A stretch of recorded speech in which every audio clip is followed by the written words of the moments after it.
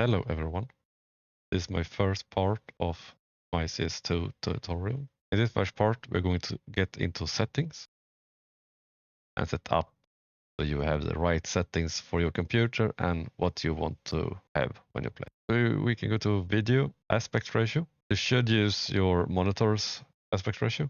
There are players that like to play it stretched, so everything gets wider, but it also makes the enemy seems to go faster. So it's maybe easier to hit them because it's a bigger target, but they also faster or appear faster and appear bigger.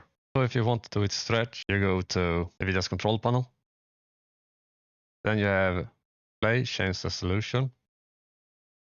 And you can choose 1280 by 960. And here also you have the refresh rate, take to max. This will make the whole desktop for you stretched. So everything will be stretched, everything. It's the easiest way to apply stretch for you. You might also need to go into adjust desktop size and position, and you can take full screen.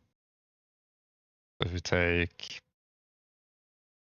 this one, you see, it will stretch everything. Just get the chunky boy here instead of regular. You can do the same with the game. Just go set the full screen, and then in game you choose this resolution or higher. It must be 4:3 or another aspect ratio that your monitor doesn't have as native, and you will get stretched. Or worst, maybe getting tall boys instead. So here in CS2, you can take normal, and you will get the resolution 4:3, and then you choose the resolution you want. You need to take full screen for this if you didn't do the first thing I told you in NVIDIA's control panel. You can do the same thing with AMD in their control panel, but I don't have an AMD card, so I cannot guide you there. Resolution, you should choose what your monitor have, or you struggle with your FPS, then you can lower it down, or if you want to play stretch. Display mode, I do window because I like to tab out of the game and have the game in the background. So I can switch back into the game and also see what happens in the game from the background of my windows. I only have one monitor, so that's really good for me. It's also easier if you have more monitors to have it in window.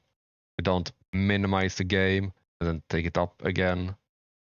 I know CS2 had some problem with that, like taking maybe 1-2 seconds to just get the window up. And if you do windowed, you get instantly right into the game. Some say that if you play with full screen, then you might get better FPS. I would say it might be true, it might not be true. Maybe you get 1.5 more FPS or something. It's not much. If you play with full screen, choose your refresh rate that you can have, the highest one. If you do not do full screen, do windowed, like I do, you must go into Windows and set your refresh rate to the highest you have. You want so high refresh rate as possible when you play CS or other these similar competitive games. Advanced options, this is my settings. I have boost player contrast. What it does is make it glow around the enemy, so it's easier to see them. Sometimes it helps, sometimes I don't see a difference. It barely takes any performance for me. Point for vertical sync, you should never have on in a competitive game like CS. You want your next frame to show, no matter what. Anti-aliasing, you can have CMA2 or MSA2 if you want to. The higher you have, the lower FPS you're gonna get. It makes so the game doesn't look as pixelated as it can be. If I take none here, you see a lot of more pixels maybe here. If I take MSI4, the pixelation just disappear. The EMA is better than nothing. If you don't care and just want raw performance, take none. I haven't experimented in shadows and stuff. I have heard that very high and high can give you an advantage to see shadows in a further distance than what you do in low. But with the hardware I use, I cannot be that picky. Model and texture detail, you can take high if you want to. depending on your graphic card. Texture filtering mode make your texture look better. You can take linear, trilinear if you want performance, and you want it to look better, you can anisotropic. The higher, the better it's going to look. I'm gonna have it on 8. It's fine. Shaders, you can have it on low and high. I have it on high because I like skins.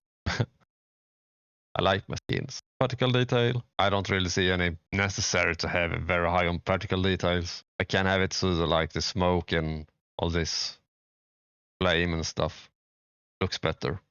That's what it does when grenade explode and stuff. Ambient occlusion will make the game look better with shadows and stuff, but I have it on disable because I want more performance. I cannot be that picky with my graphic card I have, the 1060. I do not like AMD super resolution.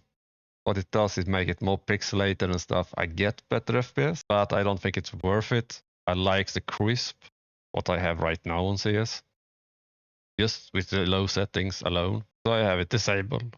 NVIDIA Reflex low latency. This is only for NVIDIA users. I have enable and boost. What it basically does is send your raw input of the mouse directly into the game. Do anything, so you get a faster response what you do. It can make your FPS get a little bit lower, but I would say it's worth it because you want more FPS because you want lower latency. And NVIDIA Reflex low latency fix the latency when you're pressing buttons. Audio is very important in CS. Get a proper headset and a mic. I don't know how many players, random players, I met that do not have a mic and they're playing with speakers, laptop speakers or mic from the laptop so you can hear all the fans and I don't know what, so you cannot understand what they're saying. Get a proper headset. It doesn't matter what brand, whatever, just a headset and a mic and you will be fine for most part. When you have done that, I will recommend set EQ profile to crisp. L and R isolation, I like 25%. You can mix and match. It will make so the sound where the sound are played. If you take it 100%, it's going to be very aggressive and you're barely going to hear anything in front of you, just on the side of you. I will say try 15, 10, 5, 25, jump into the game, listen, can you pinpoint where the enemies are, and find something that you like and fits for you. Perspective correction, I haven't tried what it does, I don't really care. I just take it on yes. In music, you don't need this anymore. Back in CSGO, you had the 10-second warning or the bomb hostage. The bomb hostage volume was very important because when it was 10 seconds remaining on the bomb, the music starts playing. Then you know, if you didn't have a defuse kit, you have no chance to win. If you had a defuse kit, you have 5 seconds to start defusing. But this doesn't need anymore because I have changed the sound of the bomb, be a more high-pitched sound when it's 10 seconds left. So in game, you want as little ping as possible. Sometimes you cannot do anything with your ping. You have what you have, right? I do not like to have above 50 ping. It's going to be a terrible experience for me. You should never play a competitive game with a Wi-Fi. You should have a cable if you are able to do so to get better ping. Ping is the delay when you speak to the server and get information from the server. The lower ping, you get faster information and you send and you update the server your information faster. Developer console you don't need anymore. Max acceptable game traffic bandwidth I have unrestricted. This you can use if you basically have problem with the connection. You have a really bad internet, then you can change this stuff. Otherwise I should recommend have unrestricted. Then you have the HUD. It doesn't really matter. Take whatever you want. It's just preference. This one can be kind of good to have. Your team position in HUD, your location and equipment. So what this does, above your teammate, you see what weapons they have equipped and where they are through the walls. So it's an easy way to see where your friends are. You can use the radar, but if it's like on a map like Nuke or Vertigo, then you don't know if they are in the first floor or the second floor. Here we have another thing I don't really know. I haven't seen this one in CSGO. delay sniper rifle unscope after shot. So what I think it does is when you unscope, it gets a delay before you can shoot or after you shoot. I have it on no because I don't like delays. I want to do as fast as I can when I can do it. How to resume sniper rifle after shot. I actually never hard scope with sniper rifle. I basically don't use this one. I just change weapon as soon as I shoot. I zoom in, shoot, change weapon, change back to the rifle, and then I'm unscoped again. I do not understand why you should detach the silencer on the M4S and the USP. I have it on disable. I don't understand why. Maybe on the M4 if you're gonna hold a short corner, maybe, because of the pipe, but that's about it, I guess. Always show inventory, yes. So this can be good to see what you actually have. On the right side you can have your grenades and equipment and stuff, so you can see them all the time and they don't disappear. Radar. So it's a good thing to have the radar always show the whole map maybe. It's harder to pinpoint where people are when you see the whole map. I don't really care about the radar that much. I often just look at the radar to see if I see the bomb or if I see an enemy somewhere, maybe if a teammate detect it. But often I play with friends and they can say if they see something or hear something. I don't really need to use the radar as much, but it is a good tool to have, especially if you see the bomb and your teammates maybe don't have the focus to communicate because a lot of stuff happens. It's always good to have an eye on the radar, try to see as much as possible on it. Crosshair. This one is very important. I just have a dot. I think it's like the easiest thing. You put the dot on the enemy's head and you shoot. What more can you do? There is a workshop map that I'm going to link in the description where you can mix and test or do your own crosshair to make something that you like. I have follow recoil because I get so tired of the new way that the weapons works, felt off compared to CSGO.